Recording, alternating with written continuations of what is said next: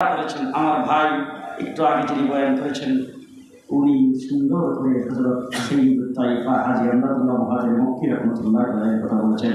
হাজী আমদাদুল্লাহ মুহাজির মক্কি রাহমাতুল্লাহ আলাইহি ওয়াজ করতেন আর আমরা ওয়াজ করি। আমাদের ওয়াজটা ওয়াজ না, আমাদের ওয়াজ হলো আওয়াজ। আর খাজা মুঈনুদ্দিন চিশতি আর খাজা সৈয়দুত তায়েফা হাজী আমদাদুল্লাহ মুহাজির মক্কি রাহমাতুল্লাহ আলাইহি ওয়াজ করতেন। ওনার কান্দের মধ্যে একটা রুমাল থাকতো। উনি হঠাৎ হঠাৎ যখন জিকির করতেন অথবা যখন রাসূল সাল্লাল্লাহু আলাইহি ওয়াসাল্লাম শরীফ পাঠ করতেন তখন রুমালটা খুলে মাথার মধ্যে পাগড়ি বাঁধতেন, পাগড়ি বাঁধিয়ে গায়ে যেতেন। তারা কিছুক্ষণ পর্যন্ত শরীফ পূজা বুঝলাম পাক করিয়া তারপর পাগড়িটা খুলতেন আবার বসে দিতেন। একদিন রশিদ আহমদ গঙ্গোহী রহমতুল্লাহ আলাইহি ওনার দরবারে গিয়েছেন। জেনে রাখেন ভালো করে, মুহাম্মদুর রাসূলুল্লাহ সাল্লাল্লাহু আলাইহি ওয়াসাল্লামের দুরূদ ও সালাম দাঁড়ায় পড়তে হবে এমন কোনো বিধান নাই। এই জন্য উলামায়ে দেওবন্দ দাঁড়াইবার বিরোধী, কিন্তু তাদের সকলের পীর মুহাম্মদ সৈয়দুত তায়েফা হাজী আমদাদুল্লাহ মুহাজির মক্কি রাহমাতুল্লাহ আলাইহি দাঁড়ায় যাইতেন। রশিদ আহমদ গঙ্গোহী রাহমাতুল্লাহ আলাইহি কোন ব্যক্তি? রশিদ আহমদ গঙ্গোহী। আপনারা বোধহয় বড় লাগতেছে না, শুনতেছেন? ভালো করে শুনে রাখেন আল্লাহর ওলিদের নাম। রশিদ আহমদ গঙ্গোহী রাহমাতুল্লাহ আলাইহি কোন ব্যক্তি? একটা মসজিদের মিম্বরের মধ্যে স্বপ্নে দেখতেছেন রাসূলুল্লাহ সাল্লাল্লাহু আলাইহি ওয়াসাল্লাম মিম্বরে এসে বসা। রশিদ আহমদ গঙ্গোহী রাহমাতুল্লাহ আলাইহি স্বপ্নে দেখতেছেন আল্লাহর নবী মিম্বরে এসে বসা।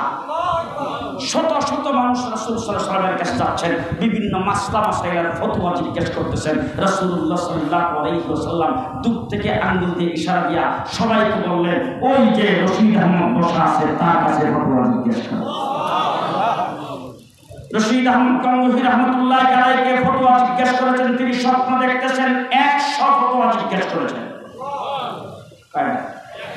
100 ফতোয়া জিজ্ঞেস করেছেন, স্বপ্নে দেখতেছেন 100 মানুষে 100 ফতোয়া জিজ্ঞেস করেছেন। রশিদ আহমদ গঙ্গোহী প্রত্যেকটা ফতোয়া একবার বিস্তারিতভাবে জবাব দিয়েছেন।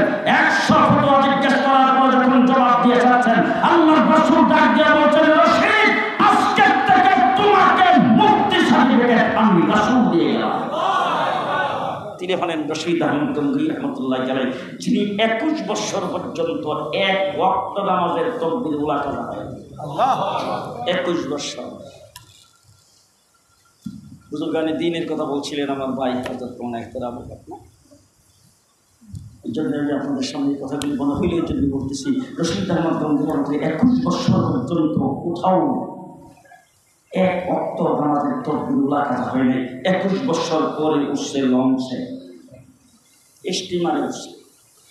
তো উনি জোহর পরে স্টিমার উঠছেন, মনে মনে ভাবছেন আসর যায় পড়তে পারবেন। এখন সূর্য অস্ত চলে যেতেছে, আসরের নামাজ উলার কাজ হয়ে যাইতেছে। গোটা স্টিমারের ভিতরে সব খ্রিস্টান আর হিন্দু, একজন মুসলমান নাই।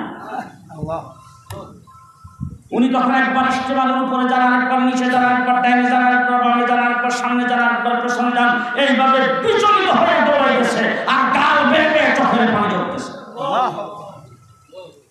স্টিমারের যিনি চালক ছিলেন তার নজর পড়ছে রশিদ আহমদ গঙ্গোহী। ঘটনা ভালো করে শুনে দেখেন। রশিদ আহমদ গঙ্গোহী রাহমাতুল্লাহ আলাইহি যখন এরকমভাবে চোখের পানি ছাড়তেছেন, ওই লঞ্চের স্টিমারের যিনি চালক তিনি স্টিমারের হ্যান্ডেল সাইরা তারপর আয়েশা হুজুরকে জিজ্ঞাসা করতেছেন, হুজুর দীর্ঘক্ষণ যাবত দেখতেছি আপনি একবার উপরে যান, আরেকবার নিচে আসেন, আরেকবার ডাইনে যান, আরেকবার বামে যান, বেচাইন হয়ে আপনি ঘুরতেছেন আর চোখের পানি গাল বেয়ে বেয়ে চড়তেছে। আপনার কি সমস্যা? কোন কিছু হারিয়ে গেছে নাকি? সাথীর সঙ্গে কেউ পানিতে পড়ে গেল নাকি? আপনি তো খুব বিচলিত দেখা যায়, খুবই চিন্তিত দেখা যায়, খুবই টেনশন আপনার ভিতরে, কারণটা কি? রশিদ আহমদ গঙ্গোহী বলেন, বাবা যেই কারণ সেই কারণ তোমার কাছে বললে কোনো লাভ হবে না। বলে কেন লাভ হবে না? বলে তুমি একজন খ্রিস্টান, তুমি তো আমার মুসলমান ভাই না, এই জন্য তোমার কাছে সেই কারণ বলা যাবে না। তখন সেই ব্যক্তি বলতেছে, আপনি কি স্টিমার উঠছেন টিকিট সহ না টিকিট ছাড়া?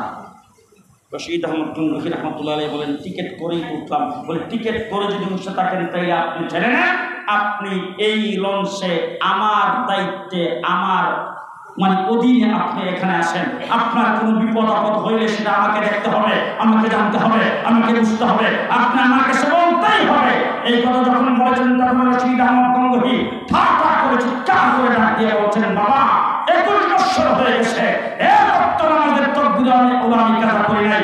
কিন্তু আজকে দুঃখের বিষয়, মনে করেছিলাম আসরের নামাজের আগে তোমার ইস্তিমার জায়গাতে বসবে, আমি সেখানে যে আসরের নামাজ জমাতের সাথে তকবীরের সাথে আদায় করবো, কিন্তু দেরি হয়ে গেছে, সূর্য অস্ত চলে যাচ্ছে, আমার আসরের নামাজ কাজ হয়ে যাচ্ছে, একজন মুসল্লি নাই যাকে মুক্তাদি বানায় আমি ইমাম হইয়া, অথবা তাকে ইমাম বানায় আমি মুক্তাদি হইয়া তকবীরের সাথে নামাজটা আদায় করতে পারবো।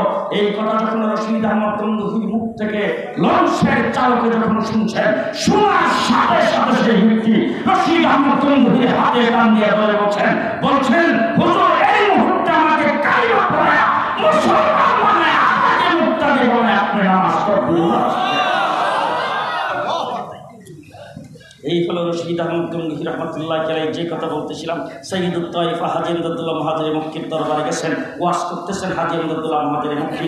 তখন রশিদ আহমদ গঙ্গোহীও উনি যে দাঁড়ায় যান দুরূদ শরীফ পড়ার সময়, উনি যেহেতু মুফতি ছিলেন, আবু হানিফার সানি ছিলেন, উনিও কিন্তু তার বিরোধী ছিলেন, কিন্তু উনার পীর, উনার মুর্শিদ, উনি জোর করে কিছু বলতেও পারেন না, পীরের সম্পর্কে কিছু বলতেও পারেন না। কিন্তু এটা রশিদ আহমদ গঙ্গোহী রহমতুল্লাহ আলাইহি শুধু নয়, উনার মুরিদ ছিলেন কাসিম নানকি রহমতুল্লাহ আলাইহি, মাহমুদ হাসান দেওবন্দি রহমতুল্লাহ আলাইহি, উনারাও কিন্তু এর বিরোধী ছিলেন। কিন্তু রশিদ আহমদ গঙ্গোহী যখন সেখানে গেছেন, উনি হঠাৎ করে দুরূদ শরীফ পড়বেন, এমন সময় পাগড়িটা নিজের মাথায় না বাঁধা ঠাস করে টান দিয়ে ধরিয়া রশিদ আহমদ গঙ্গোহীর মাথার মধ্যে পাগড়ি পেঁচাই দিয়েছে।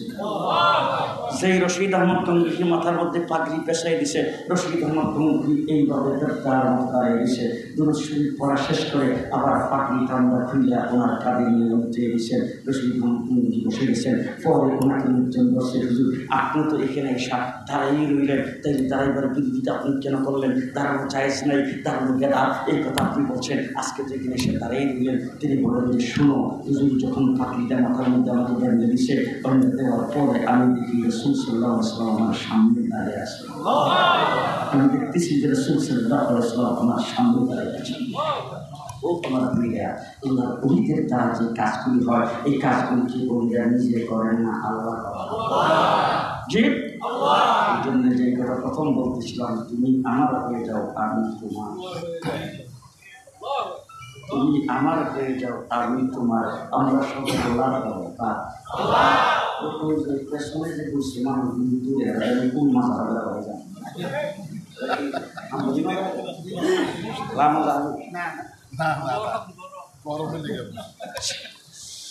আপনারা কি আমার কথা বুঝতেছেন? বুঝতেছেন? আমরা সম্পর্ক কার সাথে লাগাবো? এই আওয়াজটা হচ্ছে না, কার সাথে? আরো জোরে, কার সাথে? আল্লাহ আল্লাহ আল্লাহ। আচ্ছা, এই যে আল্লাহ আল্লাহ কইলেন, আল্লাহরে আর কিছু কইছেন না, খালি আল্লাহই কইছেন। আল্লাহ ছাড়া আর কিছু কর নাই তো।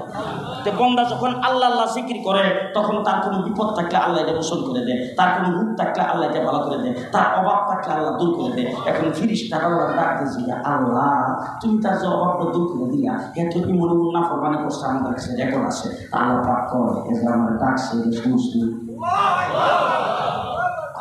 শুনছি, কিন্তু এটা তো ডাক দিয়ে তোমার এই কথা কই নাই যে আমার রূপটা ভালো করে দাও, আমার মেয়েটা বিয়ে দিয়ে দাও, আমার ছেলেটা বিয়ে করে দাও, আমার ধন সম্পদ দিয়ে দাও, আমার মানে এরকম অসুবিধা আমি আসি দূর করে দাও, এরকম কিছু তো কই নাই, খালি আল্লাহ আল্লাহ কইছে। এই কথা বলার পর আল্লাহ ফিরিস্তাদের ডাক দেয়, এল্লাই কি করে খেলা করতেছি না, এইটুক পর্যন্ত দেখি, এইটুক পর্যন্ত দেখি তো তোরা খেলা করতেছি না। খেলা করতে তারা ভালো করে শুনে রাখ, শুধু বাচ্চা যখন জন্মগ্রহণ করে, জন্মের 1 সপ্তাহ পরে, 1 মাস পরে, 2 মাস পরে, এই বাচ্চাটা কি মারে ডাকে, আম্মা আমি পেশাব করে দিছি, বিছানাটা পাল্টে দাও, আম্মা আমার পেটে খিদা লাগছে দুধ দাও, আম্মা শুয়ে থাকতে থাকতে খারাপ লাগতেছে আমার কুলুন দাও। বলতে পারে? বলতে পারে? বাচ্চা কি বলে? কি কর? তো হুয়া করে যখন ডাক্তার দিচ্ছে, মা কিন্তু সময়ের মধ্যে জাল দিতেছে, পাক করতেছে, ডাল কিন্তু ফাঁকতে পড়ে যাচ্ছে, বাপ কিন্তু বকানি শুরু করছে, মা দুধ দিয়া যায় ওই বলে অনেকক্ষণ হয়েছে আমার সামনে সরে গেছি, মনে হয় পেটে খিদে লাগছে, শুয়ে টাকা ভালো লাগতেছে না, আইসা তার বড় বাচ্চারা কুলে দিয়া দুধ খাওয়াইছে, খাওয়াই তারপরে সুন্দর করে সবাই পেয়ে গেছে, আবার যায় পাক করতেছে, হঠাৎ করে হুয়া দুধ দিয়ে আইসা আগে হেরে মনে হয় বিছি দিয়া পশ্চাৎ কইরা বিছানায় ভিজাই দিছে, এই জন্য বুঝে কাটতেছে, আইসা তার বড় মিষ্টি পাল্টাই দেয়। এই যে কাজগুলি মা শুধু হুয়া করছে বাচ্চা,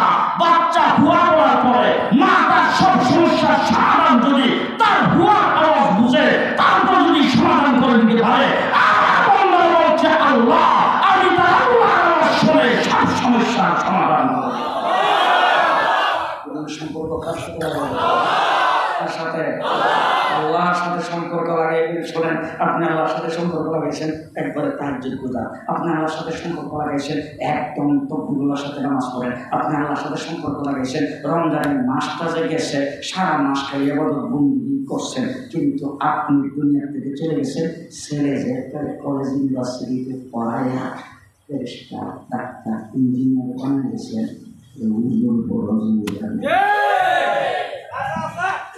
আপনাদের এই আলিপ থেকে ডিগ্রি সরে কিন্তু এরকম নাই। আমি নদীর এই পারের কথা কইতেছি, আমাদের এই পারের কথা না, এই পারেন না। আপনারা তো হাজি শরীয়তুল্লাহ বংশের মানে উন্নত এবং তাদের ভক্তবৃন্দ, এই জন্য আপনাদের মধ্যে নাই। ব্যারিস্টার বানিয়ে গেছেন, ডাক্তার বানিয়ে গেছেন, ইঞ্জিনিয়ার বানিয়ে গেছেন,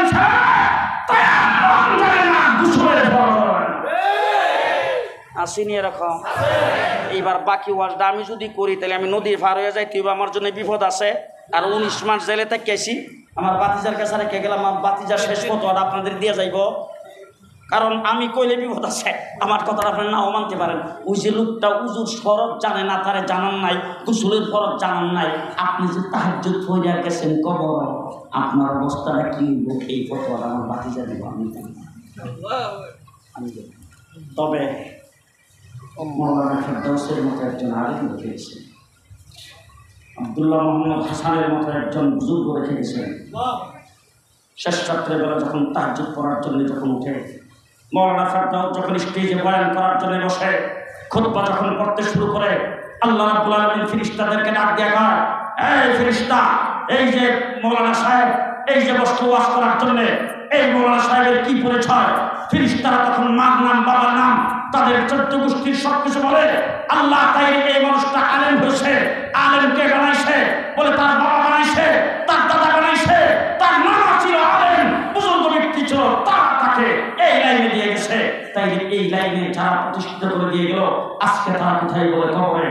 যারা ফেরেশতারা এই সন্তান ওয়াজ করে যে সওয়াব পাবে, এই সন্তান নামাজ পড়ে যে সওয়াব পাবে, এই সন্তান মাদ্রাসায় পড়ায় যে সওয়াব পাবে, সম পরিমাণে সওয়াব তার বাবা, তার মা, তার শ্বশুর, তার শাশুড়ি, তার দাদা, তার দাদি, তার নানা, তার নানি কবরের মধ্যে আবার নামায় পৌঁছায় না। এই জন্য নেক সন্তান দুনিয়াতে রেখে যেতে হবে। পারবো তো ইনশাল্লাহ, পারবো তো ইনশাল্লাহ। নেক সন্তান রেখা যাওয়ার জন্য আমি কিন্তু এই ওয়াজ করবো না, হয়তো বাহাদুর বিশ্বাস করবেন, আমি করবো না যে আপনাদের সন্তানগুলির সবগুলি মাদ্রাসায় ভর্তি করে দিন। মাদ্রাসায় না, আপনার ছেলেকে ব্যারিস্টার বানান, ডাক্তার বানান, ইঞ্জিনিয়ার বানান, আপনার ছেলেকে জাগতিক শিক্ষিত করেন, কোনো আপত্তি নেই। কিন্তু মেহেরবানি করে আল্লাহর রাস্তায় হাতে পায়ে ধরে বলে যাচ্ছি, আপনার ছেলেকে আপনি মাদ্রাসায় পড়াবেন না, মাদ্রাসায় পড়ায়েন না, স্কুলে রাখেন। তবে একটু মেহেরবানি করে যে স্কুলে আপনার ছেলেটা পড়ে, স্কুলের বইগুলি একটু দেখেন, আর স্কুলের একটু খোঁজখবর নিয়েন যে আমার ছেলেটা স্কুলে পড়িয়া উজু শিখতেছে কিনা, আমার ছেলে স্কুলে পড়িয়া তায়াম্মুম শিখতেছে কিনা, আমার ছেলে স্কুলে পড়িয়া পাক না পাক শিখতেছে কিনা, আমার ছেলে স্কুলে পড়িয়া হালাল হারাম শিখতেছে কিনা। যদি হালাল হারাম না জানে, পাক না পাক না জানে, নামাজ যদি না জানে, গোসলের ফরজ যদি না জানে, উজুর ফরজ যদি না জানে, জীবন বর্ষের নাপাক থাকবে, কবরে বৈশা বৈশা আপনি তার গুনার ভাগী হবে। যাদের বাচ্চা স্কুলে পড়ে, স্কুলের খোঁজখবর নেওয়া দরকার আছে না? নাই? স্কুলের মধ্যে যদি দিন শিক্ষার ব্যবস্থা না থাকে, তাইলে আমি কথা বলবো না যে বাচ্চাটা এই না মাদ্রাসায় ভর্তি করে দিয়ে। আপনার ছেলেকে স্কুলে রেখা আপনি মওলানা ফেরদৌসুর রহমান কেন বলবে, মওলানা আব্দুল্লাহ মোহাম্মদ হাসান কেন বলবে? কেন আমি চিল্লাবো? আমাদের সন্তান তো কোনোদিন স্কুলে পড়ে না, আমাদের সন্তান স্কুলের বারান্দা দেওয়া যায় না, আমাদের সন্তান তো মাদ্রাসায় পড়ে, আমাদের নাতি ডাক্তাররাও মাদ্রাসায় পড়ে, তারা মাদ্রাসায় পড়বে। আপনাদের যাদের সন্তান স্কুলে পড়ে তারা চিল্লানি দিলেন স্কুল কলেজে তিনি শিক্ষা বাধ্যতামূলক করতে হবে। থাকলে হাত বন্ধ দেখি কেন? আল্লাহ কবুল করুক। ওয়া আখিরু দাওয়ানা আলহামদুলিল্লাহি রাব্বিল আলামিন।